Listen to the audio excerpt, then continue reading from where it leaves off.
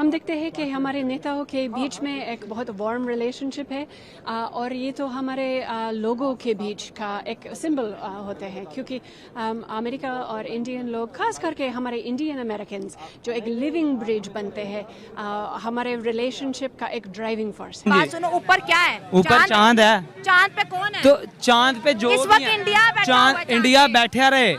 वो ममालिक जो हैं जिनकी पाकिस्तान के साथ हैं, जो इस्लामिक नेचर की जो जिनकी चीज़ें थी, प्राइम मिनिस्टर मोदी उनको डेलिबरेटली टारगेट करते हैं।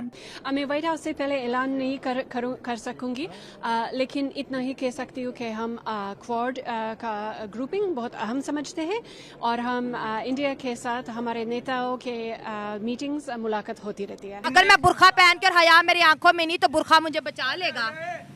अगर हया नहीं है, मस्जिद जाते हो, हया नहीं है, जूतियां पीछे से गायब। कहीं ना कहीं बांग्लादेश जो है वो मोदी साहब की मदद से अमेरिका के करीब होने में कामयाब हो चुका है। मोदी पे लोग ट्रस्ट करते हैं, ठीक है। उस ट्रस्ट की बेस पे जो है ना, वो इंटरनेशनली किसी भी जगह पे कोई समिट करता है या G20 होगी, लोग इजलास में आते हैं।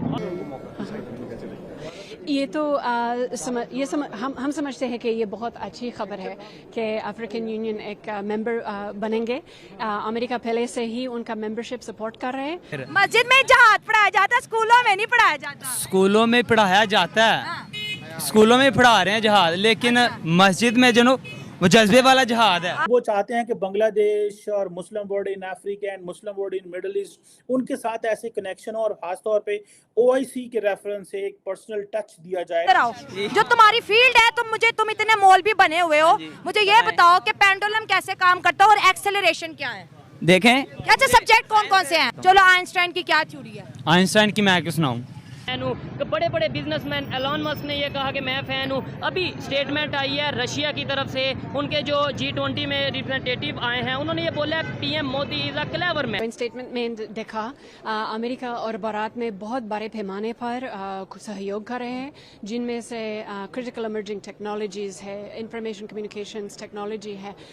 हमने कुछ ऐलान किया जो इंडियन इलेक्ट्रॉनिक व्हीकल ट्रांजिशन के बारे में, हमारे DFC की तरफ से $8 बिलियन दे देंगे और इंडियन सरकार भी अपने तरफ से इतना ही पैसे दे देंगे। हम स्टूडेंट मोबिलिटी के बारे में अलग अलग पार्टनरशिप्स अनाउंस किया, जिसके तहत अमेरिका और इंडियन एकेडेमिया एक साथ भी तावन कर सकते हैं। कितनी महत्वपूर्ण है ये विजिट होगी, ये जो इनवाइट है आपके हिसाब से ग्रुपिंग के बारे में?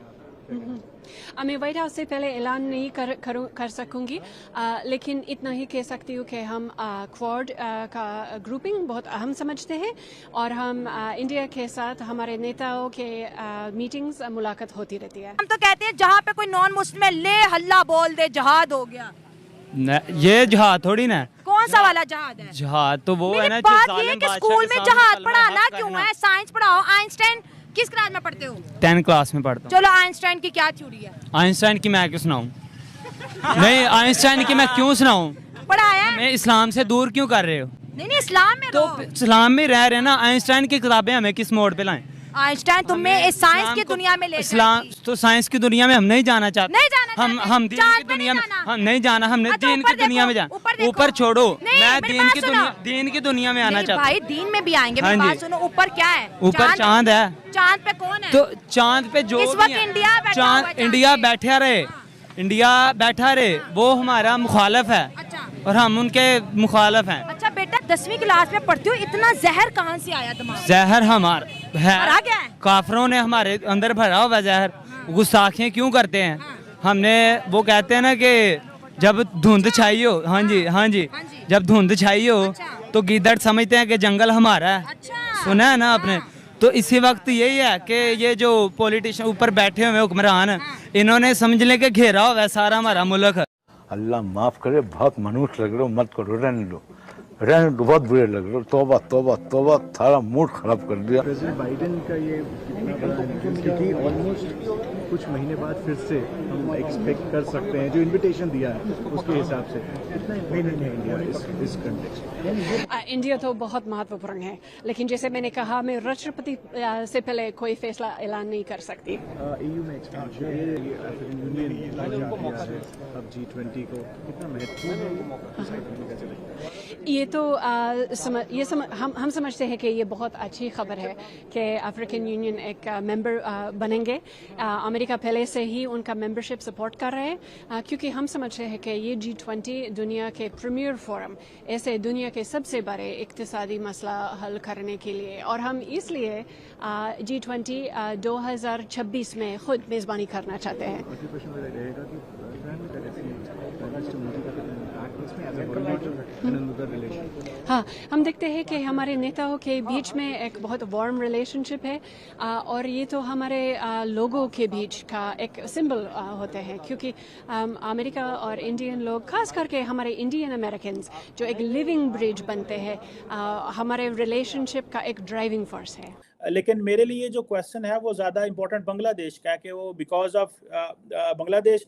देखिए आप मोदी साहब को देखिए, उनकी strategy, he was closer, he kept closer with the Muslim world in Africa, Arab world के करीब, बांग्लादेश के करीब।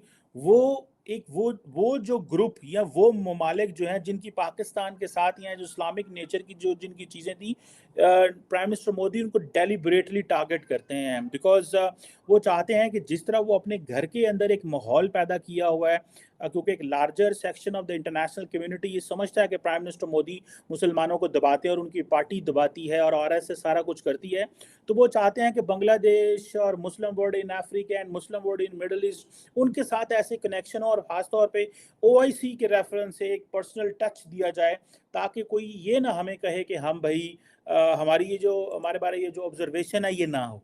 सो इस हवाले में वो कामयाब मैं समझता हूँ, वो हैं, किसी को अच्छा लगे या ना लगे, लेकिन वो कामयाब हैं। उन्होंने अपनी जिसे कहते हैं ना एक वो कर ली है, अपना एक पैगाम दे दिया है।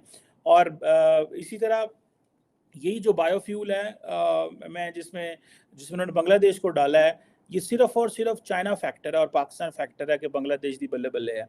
अगर चाइना इधर करीब ना हो और बांग्लादेश की पाकिस्तान से कोई ना होती, तो मेरा नहीं ख्याल कि बांग्लादेश की इतनी रेलेवेंस बढ़ती। और क्योंकि वो जो बांग्लादेश की जोग्राफिकल पोजीशन इस तरह की है, उनकी हिस्ट्री इस तरह की है, और वो इंडिया चाहता है कि फॉर लॉन्ग बांग्लादेशियों के दिमागों में वो जो 1971 की जो पार्टीशन है उसके बीज पक्के पक्के लग जाएं। और शेख हसीना वाजिद क्योंकि ऑलरेडी उस पे काम कर रही है और she is working on that, तो वो समझते हैं कि ये हमें इस काम को मज़ीद आगे लेके जाने की ज़रूरत है। और वो जो बीज हसीना वाजिद लगा रही हैं, उन बीज को मज़ीद पानी देने की ज़रूरत है, ताकि once for all Pakistan completely disconnect हो जाए बांग्लादेश से।